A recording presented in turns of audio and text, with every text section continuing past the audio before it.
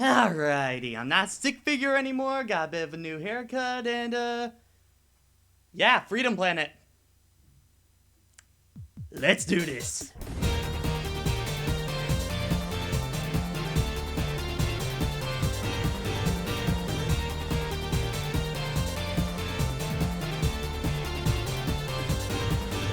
So the Sonic fanbase. You've probably encountered them if you've been on the gaming side of the internet.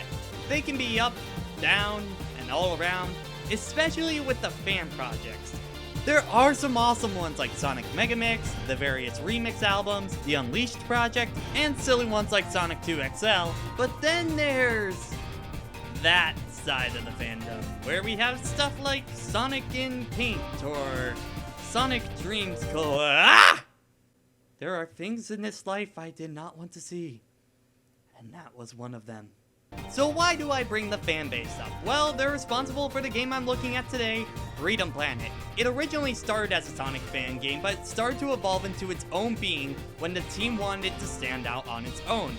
And for a while, it's been labeled as the not Sonic game, which, by the way, we're getting a lot of these not projects lately. I mean, we have our not Castlevania, not Banjo-Kazooie, not F-Zero, not Metroid, I could go on and on. Well, one Kickstarter and a few months later, and the game is finally available for the Wii U. It's also on Steam, by the way, just so you know. Now, Sonic hasn't been doing that great recently, let's be fair. So can the fans succeed where Sega couldn't? Let's find out. Now, I've had a lot of people ask me why am I reviewing the Wii U version and not the Steam version? Well, honestly, it's easier to record with my hotpod, and I just like having games on consoles more. I'm not part of the PC master race yet. There's still time! Let's just get to reviewing the game now. Yeah. So story here is actually kind of interesting, mainly because it's completely optional. If you pick classic mode, you're going from stage to stage with no story at all. If you pick adventure, you're gonna get the full story, along with many cutscenes. So for the sake of this review, let's just see what adventure mode has in terms of the plot. So there exists this artifact known as the Kingdom Stone that provides power to Adelies. Lord Brevin wants to seek out the stone, and he manipulates one of the sons to the thrones of the three kingdoms in order to gain power. A fellow named Torch tries to stop this plan, but he fails miserably. He's rescued by Lilac and Carol just in time, and then proceeds to tell him about the problem, and they set out to stop him. For the most part, that's it. I'll get more into depth about the plot later, but let's get into presentation. We see many games nowadays try to emulate a retro style, such as Shovel Knight or Super Meat Boy. We see this more with 8-bit styles, but Freedom Planet tries to replicate more of a 16 to 32-bit style. Specifically that found on the Sega Genesis and Saturn. The characters all look great with their animations, and the quality of the sprites is top notch, and they never blend into the background, so you know where they are at all times, which in this kind of game is super important. And on a side note, I like how the cutscenes use many of the animations from in-game. It creates a stronger bond between gameplay and story, which is really nice, especially for an indie title. In those cutscenes, there's a lot of voice acting, and it's kind of all over the place in terms of quality. One thing that is really all over the place is sound balance. Characters all have different levels of sound added to them, and sometimes they're incredibly hard to hear, and some of them just come out way too loud. Honestly, if the subtitles weren't there, it'd be pretty hard to hear them. In terms of the voice acting, there's some pretty forgettable ones here and there in my opinion, but there's nothing too terrible. But there also are some really great ones. My top 3 are Jason Lord as Serpentine, who sounds like a crazed madman, and it's great. Don Michelle Bennett as Lilac, who's probably the most normal sounding character. And trust me, that's not a bad thing. And Alexander Belriga as Lord Brevin, who sounds intimidating and straight up evil and really sells to me that he's a threat. But what's not all over the place is the soundtrack. It's nothing short of fantastic. High-octane tracks that are upbeat and full of energy, which are always the best kind of music tracks for platformers. Not to mention, several of them are extremely catchy, and the main theme in particular is just gold. If you want to get the full soundtrack, it's on either Steam or Bandcamp, and trust me, it's good stuff. So Freedom Planet looks great and sounds great with its presentation, but is the gameplay enough to hold your attention and stand out from the crowd? While the gameplay may resemble that of a Sonic game from the outside, and trust me, it does borrow a lot of ideas from that franchise, it still does a lot different, but the basic idea is the same. Go fast, beat the boss, and move on. You have a health bar represented by these leaves that you can pick up from these red plants. You can collect blue gems, and every 200 you collect, you get an extra life. If you're confused by the counter, it actually counts down instead of up. There are several shields to protect you from all kinds of obstacles, from water, fire, electricity, and even spikes. In terms of how the game is played, it depends on your character. With the base game, there are 3 characters and there's more via DLC. Currently in the game, you can only play all 3 in classic mode. In adventure mode, you can only play as Lilac and Kara. So let's start with them. Lilac the dragon. Wait, hold on. She's a dragon? That's supposed to be a dragon. Okay, I guess that's a dragon. We'll just roll with it, alright. She's the most Sonic-styled character where her main goal is just to speed through the levels. She also has several attack options, such as a kick, an uppercut, and a foot dive! She also does have a double jump that is both an attack and acts very similar to the spin from Mario Galaxy. But her biggest move is her Dragon Boost. When the special bar is full, which recharges over time, she can blast through the air and is completely invincible. She can also shoot in 6 directions, basically anything that's not straight up or straight down, and she becomes the most ideal character to blast through a stage with. Next up is Kara the Wildcat, who is styled more like a Capcom kind of character. Her attack options are much shorter with claw attacks, and she does have a multi-kick for her special move, which makes her invincible when using it, which is a lifesaver. But her most useful ability is her wall jump, which is basically just like Mega Man X, where she only needs 1 wall to perform it and can do it as many times as she wants, making vertical platforming sections a non-issue. But you want to explore with her more because she can find 2 extra things in the levels. Red jump pads that let her go to different areas, or red gas tanks that once she gets one, she gets a motorcycle where she can plow through enemies and even can use a boost with her special. And it can climb up walls too, cause you know, physics. Though you will lose it if you take too much damage. And finally, there's Mila the dog, who acts a lot like Klonoa, a game I reviewed not too long ago. Which made me kind of worried at first, but Mila absolutely trumps Klonoa in one crucial area. Her flutter jump, which is actually a lot like the one Yoshi has in Yoshi's Island. She gets sent up insanely high because of this and making platforming incredibly easy with her. Though her health is much lower to compensate, she can also create a shield in front of her that fires off a small laser, or materialize a block that can protect her from above, and she can throw as a projectile. And her most powerful move is when you combine the 2 to make a super shield or a big laser. Now that sounds like a lot, but don't worry, it's very easy to understand when you're actually playing it. And don't worry, you only use 3 buttons. Kind of like a certain other controller. Yeah. Once you're at the end of the stage, you fight your boss, beat them up, and watch them explode in a blaze of glory, and keep going until you take Brevin down. There's also a time attack and a gallery mode, but that's basically it. So what does Freedom Planet do right? Freedom Planet, I feel, is one of the best examples out there of celebrating what worked from old school games and taking out a lot of the fluff to make a game that feels very retro but modernized. What I mean by that is that most other indie retro games usually honor more archaic design choices that weren't exactly what made games great back in the day. For instance, making a game hard just for the sake of being hard, or immense knockback, or extremely bad enemy placement. Freedom Planet didn't really have anything like that. It's a very comfortable difficulty, and you can change the difficulty if you want. That can challenge you, but it's never enough to make you stop playing. I never got killed from knockback at any point, and enemies were always placed in an area where you can see them before they attacked you, allowing the player to have the right amount of time to evaluate the situation and decide on what to do. Not to mention that enemies have to actively attack you before you take damage, so just being in contact with them doesn't drain your health. Now, while it's clear it was inspired by Sonic, and for sure it definitely looks like a Sonic game, a lot of people have been declaring it the next true Sonic game. Do I agree with that? Well, yes and no. Here's the best way I can explain it. Freedom Planet is to Sonic as Shovel Knight is to Mega Man. It borrows a lot of the ideas that the franchise is based on, but it does enough different to where it's hard to exactly call it a clone, and it's just solid, refined gameplay that makes it feel very similar, but it feels like its own thing at the same time. It focuses on just being fun, and when a game does that, you have a marvelous product at the end. Next, I love the different styles that the different characters have. While they all run, jump, and go fast in some way, that's where all the similarities end, and they truly feel like different gameplay styles, and you can approach levels very differently depending on the character you play as. For instance, Lilac might be able to boost through a section here, but Carol can use these jump pads and get to a path Lilac couldn't get to. Or Mila can use her flare jump to get to a brand new area altogether. Even boss strategies get completely mixed up depending on your character.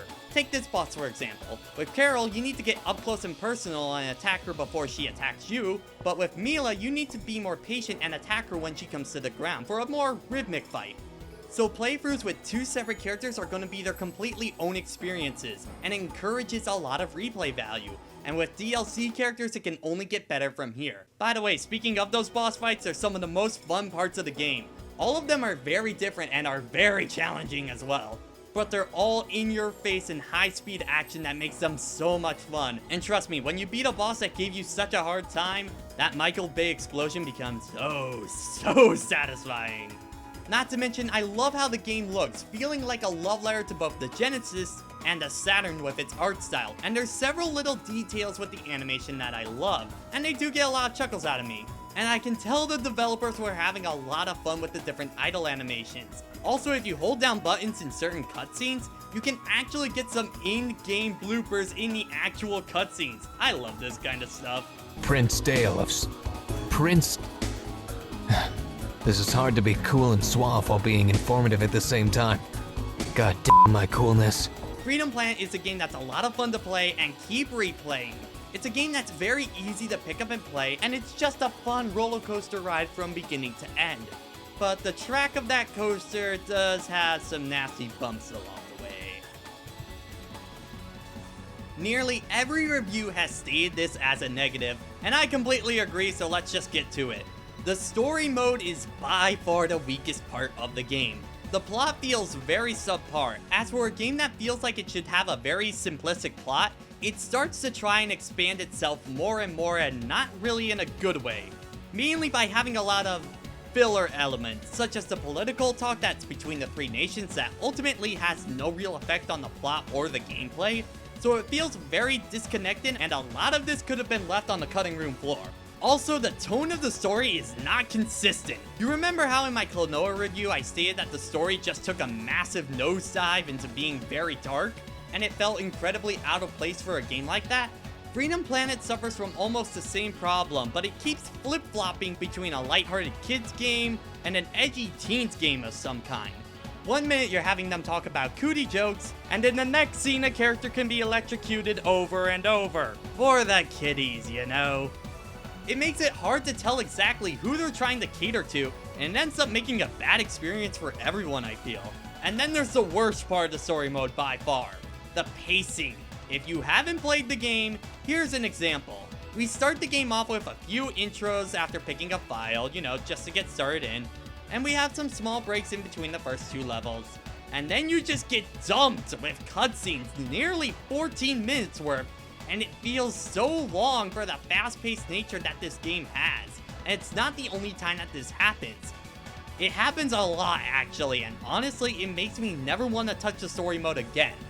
Unless I have to record it for something. Granted, all of these complaints are only if you choose adventure mode, but do you know anyone that skips story on their first playthrough?